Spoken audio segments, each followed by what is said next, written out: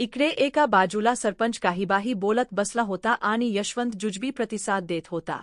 दारूबरोबर अधूनमधून पापड, फुटाणे यांचा आस्वाद घेणं चालू होतं. पण यशवंतची नजर राधाच्या सर्वांगावरून फिरत होती. डोळ्यांनीच तो तिला जावत होता जणू. आणि राधाही लाजत त्याला प्रतिसाद देत होती. दारू पिताना मुद्दाम अशा पद्धतीने हात वर घेत होती की तिचे गल्ले दाबले जातील. तिचीही नजर यशवंतच्या 2 मांड्यांच्यामध्ये वारंवार जात होती. तिच्या नजरेतली करून घेण्याची भूक यशवंतला वेडावत होती. कशी वाटली? सरपंचचे घरात शिरून राधा जिना चढू लागली. 4 पाया चढल्यावर ती थबकली.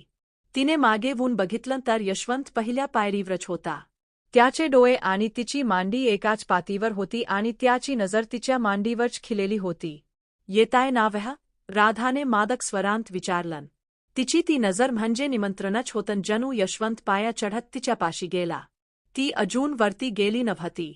साहजिकच यशवंत तिच्या पाठीच्या अगदी जवळ आला होता. भोगीच्या फुलांच्या देठाच्या गोडव्याने भरलेला त्याचा उष्ण श्वास तिला तिच्या पाठीच्या उघड्या भागावर जाणवला. तिच्या अंगावर शहारा आला. यशवंतला आता स्वतःला रोखणं अशक्य होतं. त्याने तिच्या मांडीवरून हात फिरवला. साहेब, ती अस्फुटपणे म्हणाली. त्याने राधाच्या खांद्यावर एक हात ठेवला. तिथून तो हात पुढच्या बाजूला खाली सरकला आणि साडीच्या पदराआड गेला. हो, काय करताय साहेब? राधा हे म्हणाली, पण तिचे शब्द आणि तिचे हावभाव यात तामे नव्हता. त्याने तिच्या शब्दांकडे दुर्लक्ष केलं. त्याचा हात अधिक खाली सरकला. त्याला तिचे गोल गल्ले जाणवले. ते त्याने अलगद दाबले.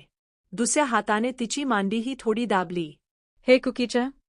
तिने तिचा आक्षेप नोंदवला खरा, पण तिच्या शरीरानेही तिचं बोलणं ऐकणं थांबवलं होतं. तिचा हात मागे वून यशवंतच्या पॅन्ट आड असलेला ताठर बावडा चोत होता. त्याने आवेगाने त्याचे ओठ तिच्या मानेवर टेकवले. सुखाची एक लहर तिच्या शरीरातून गेली. त्याचा हात तिच्या ब्लाऊजमध्ये घुसला आणि त्याने तिचे गल्ले जोरात दाबले. आवा! वेदनेने पण आनंदाने राधा विवेली. पण मग एकदम काय झालं कुणास ठाऊक? राधाने यशवंतला झटकलं आणि ती पटपट जिने चढून माडीवरच्या खोलीत गेली. यशवंतही भरभर तिथे गेला. साहेब, मी पाटलीन हाय. सरपंचाची बायडी हाय. यशवंत खोलीत येताच पाठमोरी उभी राधा म्हणाली, तुम्ही झोपा. आपण हे असलं करणं बरोबर नाही. यशवंत आवेगाने पुढे झाला आणि त्याने एका हाताने राधाच्या अंबारा पकडून तिचं तोंड स्वतःकडे केलं. आणि तिच्या प्रतिक्रियेची वाट न बघता त्याने तिच्या ओठांवर ओठ टेकवले.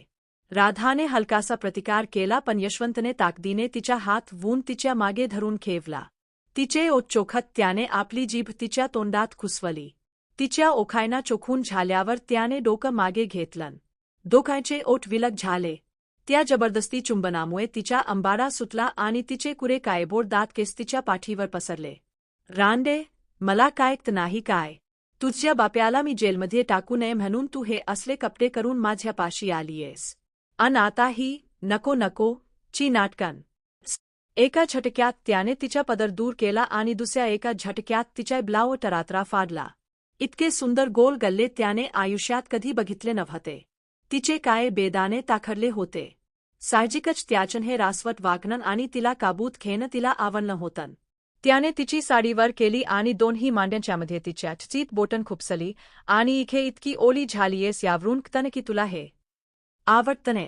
साहेब, राधाचा श्वास जोरजोरात होऊ लागला होता. रावजी चांगला माणूस हाय. त्या दिवसापासून सूर्याचे स्थान तिच्या घरी असायचे. असेच व्हिडिओ पाहण्यासाठी चॅनल सबस्क्राईब करून ठेवा.